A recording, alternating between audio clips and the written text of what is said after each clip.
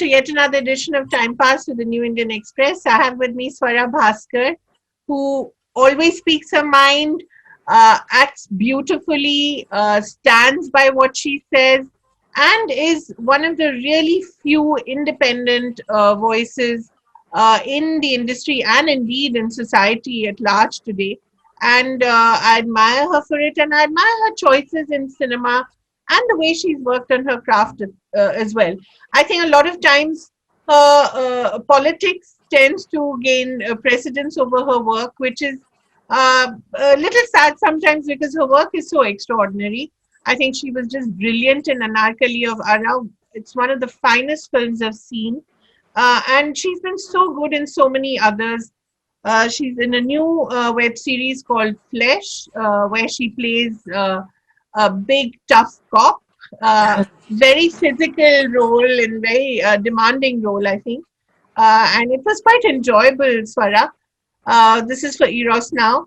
So, welcome to Time Pass, and thank you so much for joining us. And how has it been headlining Flesh? Thank you so much for having me, and it's always a pleasure to chat with you. So I'm so happy we could finally do this. Um, Flesh was it was really hard. So let's just start with that right there. It Yeah. was really hard, but it was really exciting and it was really fun because I think that for me, of course, it was the first time I'm not just playing a cop, but it's also the first time I'm doing any kind of sort of Action. action in that sort of action sense of the word. And I think it's interesting because if you look at the kind of body of work that our male heroes have, Yeah. all of them have a cop role. Yeah. It's a milestone in your career. Yeah. But there are actresses whose whole careers have gone by and they've never played a female cop. It just somehow never happened. So I feel quite happy and blessed actually that I was able to sort of tread into territory that is traditionally so typically male space. And of course, with the opening up of the OTT platform, we get a lot of opportunities now to play unusual characters that we perhaps didn't earlier, would not have been able to. Flesh is a very, very interesting, very real and very unblinking look at the world of nepotism. This is what, do you see what's happening? This is such a moment. You should record it and play it back. This is real life taking over. This is the effect of listening to all these awful TV debates constantly and having to answer the same damn question again and again.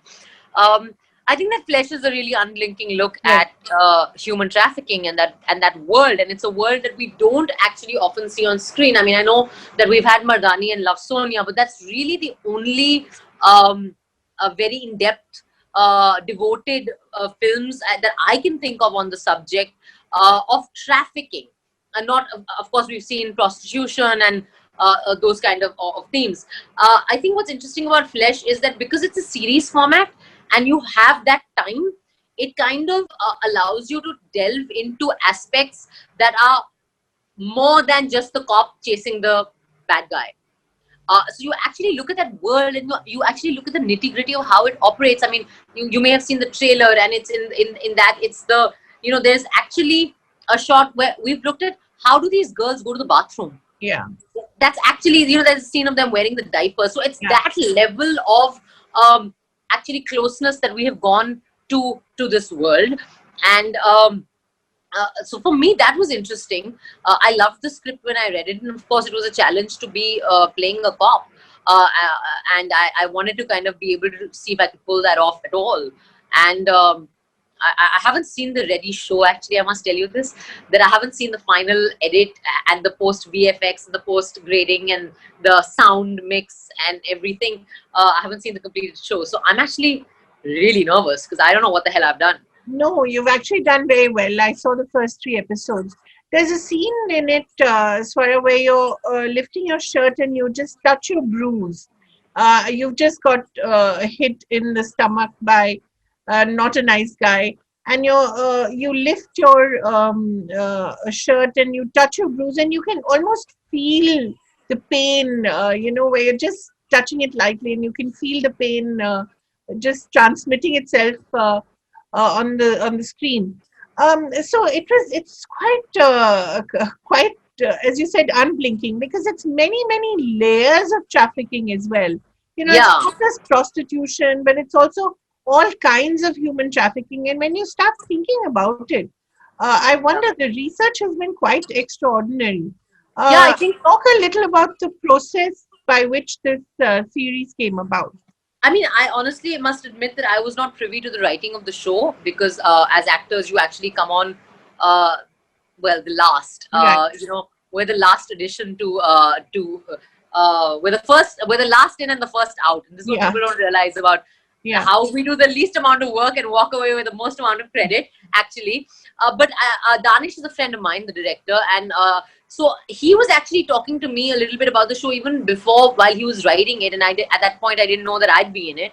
And it was interesting because he said that they a lot of what has gone into the show is actually based um on accounts of police officers and the NGOs that do these rescue operations. Right. So their real experiences and what they saw. And one of the things, and I can never forget this, that Danish told me, was that he said that, one cop actually told him that in somewhere in Bombay, in the suburbs, in Borivali, or in, one of somewhere in the suburbs in Bombay, so, in some sense, very much part of our city, they found a housewife who was running a prostitution racket. Like, she was not running a racket, she was renting her home after her husband went to work and her children went to school. So from 8 in the morning to 2 in the afternoon, she was alone at home and had this time free. She was renting her house for people, for these pimps or people to bring these little girls in, young underage girls in, and this is what was happening in her home, which from after 2 o'clock was What was the the mind? home of her children.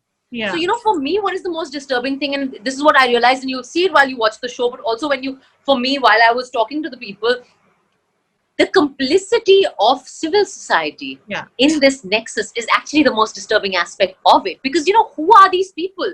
Actually, that they're not aliens who are coming and trafficking children. They are people from within our communities. They might be living in our buildings for all you know, or, I mean, one doesn't know. But I'm saying that it's actually so damning, the levels of complicity of civil society, that that is what has disturbed me the most while I was part of this show. And of course, then the very obvious thing in it, which is that what level of evil must exist within all of us, that this is what we can do to children. Absolutely. There is all of that we've actually tried to touch upon.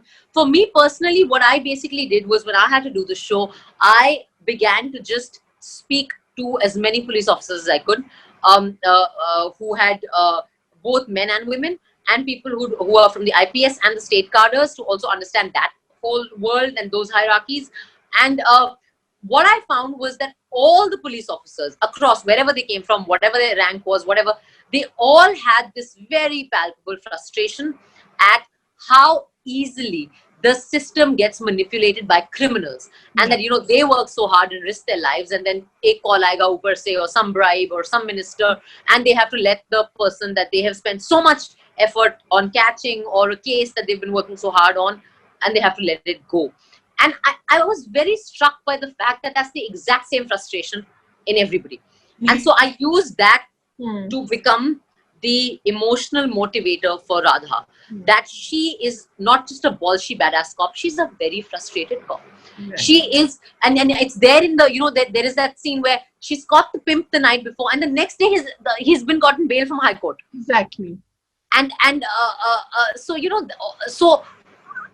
constantly in the show, you're seeing that her battle is not just with the criminals. Yeah. Her battle is with the system also, and she's constantly got this feeling, and that and I don't personally, of course, espouse a trigger happy notion of justice, or I don't necessarily believe in the idea of on the spot justice. And there's this dialogue which has become quite viral in the show, which is कि मैं मैं चाहती हूँ कि traffickers को नंगा खड़ा करके चौपाटी पे machine gun से उड़ा दूँ. Right.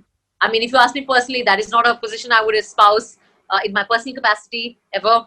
But somewhere that sentiment is actually coming from a frustration which is deeper than just an abuse of power. Right. You know, so that was all very interesting for me. This is all stuff that I have never been privy to in any way. You know, I didn't know any of this. Right. So that was very interesting.